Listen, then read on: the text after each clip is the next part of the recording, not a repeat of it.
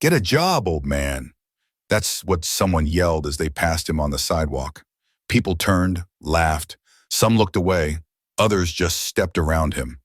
The veteran said nothing, just sat with his cardboard sign and a photo of three young soldiers taped to the corner.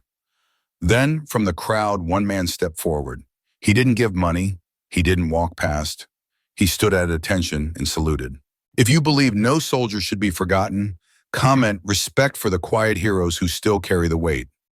Joseph Joe Callahan, 76, hadn't asked anyone for help in years. Every morning he sat on the corner of Elm and Ninth with a sign that simply read, Vietnam vet, still proud, just hungry. He wore the same tattered jacket, the one with a faded army patch barely clinging to the sleeve. A patch that had once gleamed under Southeast Asian sun, now dulled by decades of neglect. Most days, people passed without seeing him. But this morning was worse. A group of teenagers walked by. One threw a crumpled fast food wrapper at his feet. Maybe if you'd done something useful, you wouldn't be out here. Another shouted, Get a job, old man! Laughter followed, sharp as knives, cutting through his quiet dignity. Joe didn't flinch. He just looked down at the photograph taped to the corner of his sign. Three men in uniform, arms locked, smiling like they'd never seen pain. The photograph's edges were soft from being touched 1,000 times, colors fading like the memories they captured. One of those young men was him. Before the nightmares, before the world moved on without him. People watched. No one stepped in. Their eyes slid past him like rainwater off a window pane. Some clutched their bags tighter, as if poverty might be contagious. A businessman crossed the street to avoid him. A mother gently pulled her child closer, whispering something that made the little one stare, wide-eyed with new fear. And still, Joe said nothing. He'd learned long ago that some battles weren't worth fighting, that sometimes survival meant becoming invisible. The day grew colder, footsteps hurried past, coffee cups steamed in gloved hands. Everyone had somewhere to be, someone waiting for them. Joe flexed his fingers, arthritis making them stiff, especially in this weather. The same fingers that had once pulled a fellow soldier from a burning Jeep now struggled to adjust his cardboard sign when the wind threatened to take it. His stomach growled. It had been 18 hours since he'd eaten, half a sandwich from a kind deli worker who couldn't offer a job but could spare the meal. Spare change? He asked a passing woman. She didn't even break stride. Get help, she muttered. If only she knew how many times he'd tried, how many doors had closed, how many forms he'd filled out, only to be told his case was pending review. Joe adjusted his posture, sitting a little straighter. Old habits die hard. Even when you're sleeping on concrete, you can sit like a soldier. Even when no one sees you, you can remember who you were. He watched the city move around him, a world he'd once sworn to protect, now streaming past as if he were nothing but a ghost. By noon, the sun was high and the sidewalk hot. Joe hadn't eaten. He hadn't spoken. Just watched shoes pass by. Expensive loafers, bright sneakers, high heels clicking with purpose. His cup held 78 cents. He hadn't counted. He didn't want to. A woman snapped a picture of him. This is what happens when you waste your life, she whispered to her friend. Not quite quietly enough. Joe wiped his face, adjusted his sign, and held his posture, not begging, just waiting. For what, he wasn't sure anymore. The corner of Elm and Ninth bustled with lunchtime traffic, business people with briefcases, office workers clutching salads in plastic containers, tourists consulting maps on their phones. Joe remained still, an island of stillness in the human current. Most flowed around him without a glance. Some tossed coins that bounced off the cup and rolled away. He didn't chase them. A group of college students approached, laughing loudly, fresh-faced, carefree. One paused. Hey, weren't you guys baby killers back then? The words hung in the air like smoke. Joe finally looked up. We were kids, like you. The students scoffed and walked on, rejoining friends who'd barely noticed the exchange. A police cruiser passed by slowly. The officer inside made brief eye contact with Joe, then drove on. Nothing to see here. No laws being broken. Just a man and his cardboard testament to a forgotten service. Joe thought about David, one of the men in his photo, how he died last year in a VA hospital, waiting for treatment that came too late. And Michael, the third man in the picture, lost to suicide in '83. Sometimes Joe wondered why he was the last one left.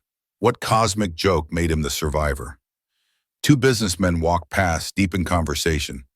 "These homeless vets are just looking for handouts," one said. "Military should take care of their own," the other replied. Joe had heard it all before.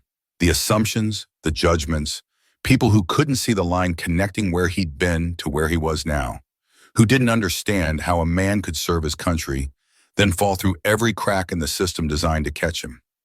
He shifted his weight, his hip burned from sitting too long on concrete. The doctors had told him years ago he needed surgery. Paperwork got lost. Appointments were scheduled months apart. Eventually he stopped going. Then something shifted. A strange ripple moved through the crowd. Heads turned. Conversations paused. The constant flow of pedestrians slowed and parted, like a stream around a sudden boulder. The crowd at the corner parted slightly. A tall man in uniform had stepped off the curb. Not police. Military. Full dress uniform. His medals glinted in the sunlight. His back straight. His stride calm, direct, purposeful. People watched as he walked toward Joe. Some stopped to stare. A child pointed. The uniformed man's face was stern, weathered, eyes forward, each step deliberate.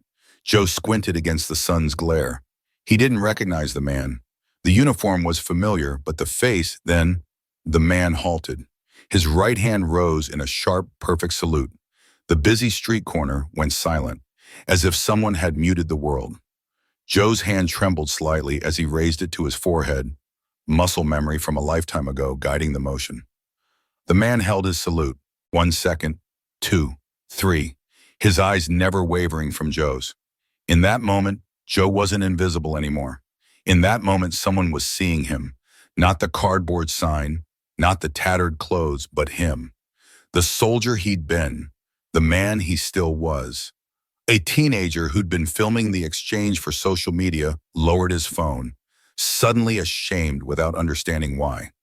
A woman clutching a designer handbag felt tears spring to her eyes, unexpected and unwelcome. The uniformed man finally lowered his hand, and in a voice that carried across the now hushed corner, he spoke, each word distinct and clear. "Sergeant Major Callahan, is that really you?" Joe blinked. "I haven't heard that rank in 30 years. "I never forgot it," the man said, "because you taught me everything I know." Joe looked closer. The years melted away. Recognition dawned slowly like a sunrise. "Captain Ricks?" "General now," he said quietly, "but still proud to have served under you." The crowd froze. Strangers who'd been moving with urban urgency moments before now stood motionless, absorbing the unfolding scene. One of the students from earlier stared, mouth open. A nearby vendor turned off his radio, the sudden absence of music making the moment even more surreal. "This man," the general continued, his voice carrying across the hushed intersection, "dragged 2 of us out of a burning foxhole. He patched my leg with his own shirt. I owe him my life, and so do 5 others." He turned to the street, taking in the gathered onlookers. "And today we remember what it means to stand for something." A woman who had walked past Joe every day for months without a glance now watched, hand over her mouth. The teenagers who had mocked him earlier shifted uncomfortably, eyes downcast. The general reached into his jacket and placed a coin in Joe's hand, a challenge coin with the seal of the Joint Chiefs. "You don't belong here, Sergeant Major. You belong home." Joe looked down at the coin, its weight comforting and familiar in his palm. His fingers closed around it, holding on like it might disappear if he didn't. "I tried," he said softly, his voice rough from disuse. "For years I tried." "I know," the general nodded. "The system failed you, but I won't." He pulled out his phone. "I already made the call. A vehicle is coming, and a room has been prepared at Walter Reed." "I didn't ask for this," Joe said softly. "You never did. That's why it matters." A woman stepped forward from the crowd, the same one who had pulled her child away earlier. "I pass here every day," she admitted. "I never knew." "Few of us do," the general replied, "until we choose to see." Within minutes, a black SUV rolled up to the curb. The crowd parted again. Two Marines stepped out, young, sharp, respectful, their uniforms pressed to perfection, their movements precise. "Sir," one said, addressing Joe directly, "we're here to escort you." Joe looked at his meager possessions, a backpack, a thin sleeping bag, the photograph. "Everything else can be replaced," the general said, understanding without words. Joe stood slowly.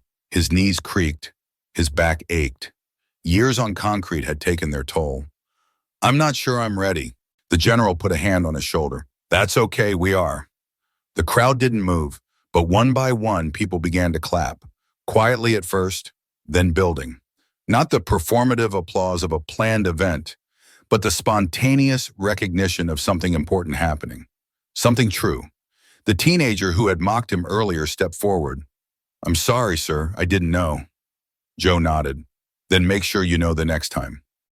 As the Marines helped Joe toward the vehicle, a businessman rushed forward.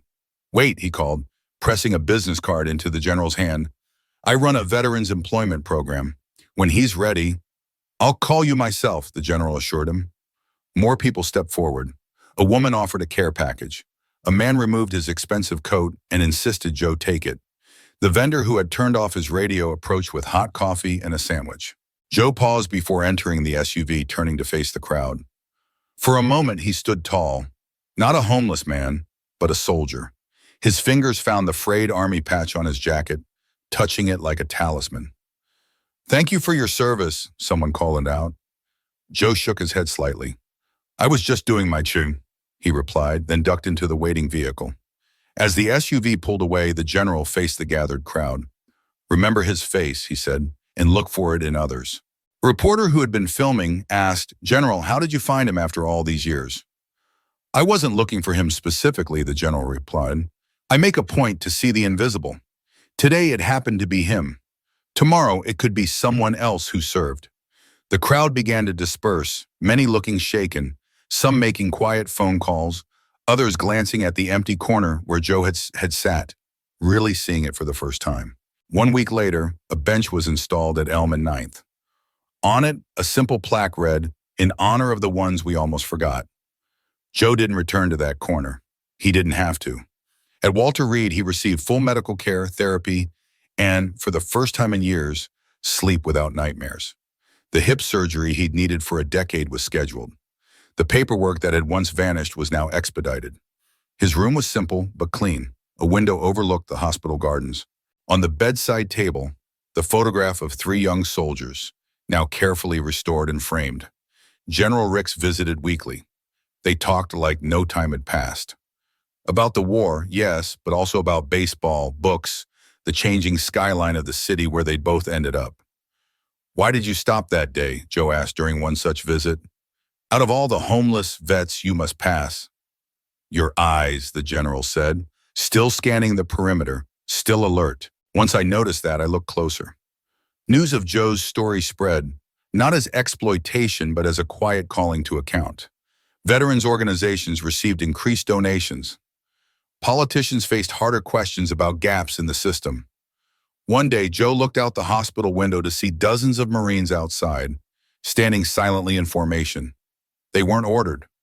They came to honor a man whose quiet service spoke louder than medals ever could. A nurse stood beside him, watching. "They've been coming all week," she said. "Different units each day." "I don't understand," Joe replied. "I'm nobody special." "That's where you're wrong," she smiled.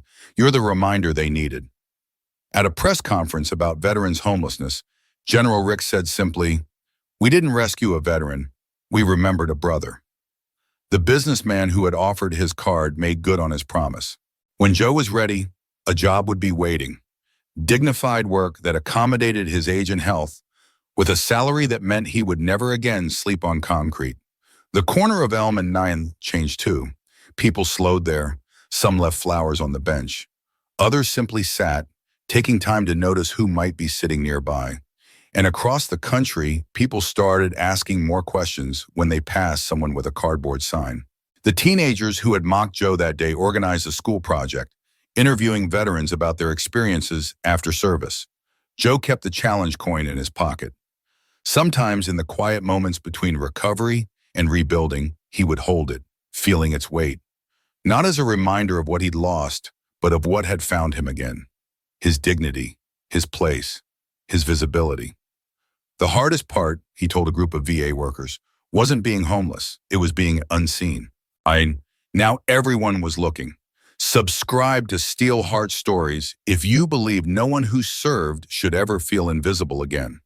Steel Heart Stories, because some heroes never stop serving.